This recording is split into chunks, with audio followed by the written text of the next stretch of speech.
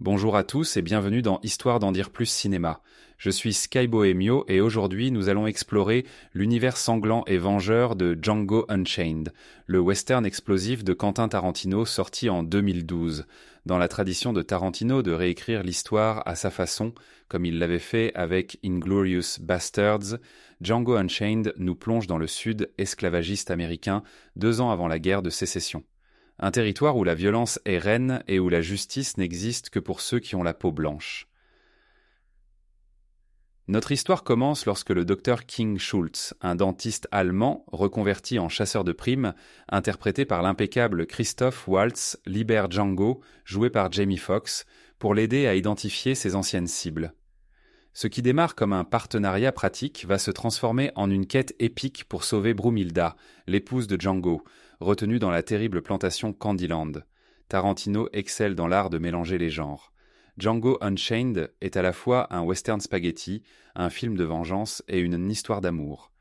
Le réalisateur s'inspire ouvertement du film Django de Sergio Corbucci de 1966, tout en y ajoutant sa touche personnelle, dialogue ciselé, violence stylisée et références non culturelles multiples.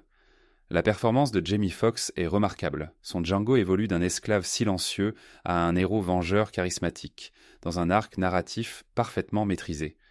Sa transformation est symbolisée par son évolution vestimentaire, passant des haillons à un costume de dandy, jusqu'au mythique manteau noir qui fait de lui une véritable icône.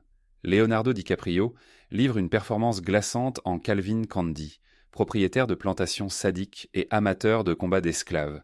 L'acteur s'est tellement investi dans son rôle qu'il a continué à jouer malgré une main ensanglantée lors d'une prise, scène que Tarantino a gardée au montage.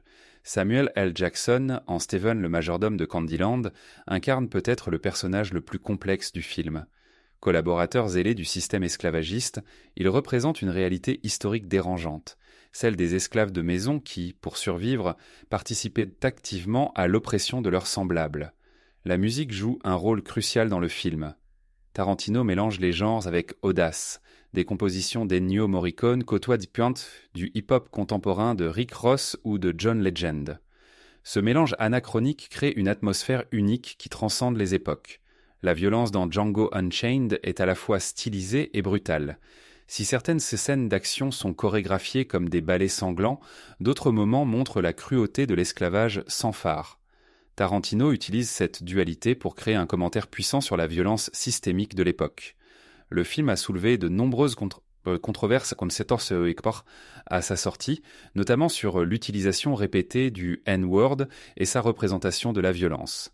Spike Lee a notamment critiqué le film, estimant qu'il trivialise l'esclavage. Mais pour Tarantino, c'était justement l'objectif. Créer un héros noir qui prend sa revanche sur cette période sombre de l'histoire américaine. Les décors et les costumes méritent une mention spéciale. De la plantation Candyland au paysage enneigé du début du film, chaque lieu est méticuleusement choisi et photographié.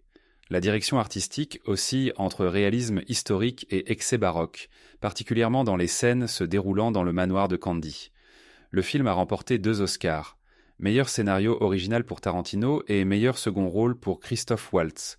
Son succès commercial a prouvé qu'un film peut à la fois divertir et porter un message fort sur des sujets difficiles. Django Unchained est plus qu'un simple film de vengeance.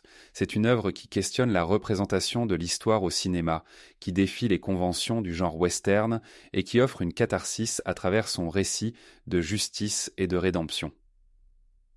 Si vous n'avez jamais vu ce film, préparez-vous à une expérience unique, où l'histoire et la fiction se mélangent pour créer quelque chose de vraiment spécial. C'était Sky Bohemio pour Histoire d'en dire plus cinéma. La semaine prochaine, nous explorerons un autre chef-d'œuvre du cinéma. D'ici là, n'oubliez pas de nous suivre sur les réseaux sociaux et de partager vos impressions sur cet épisode.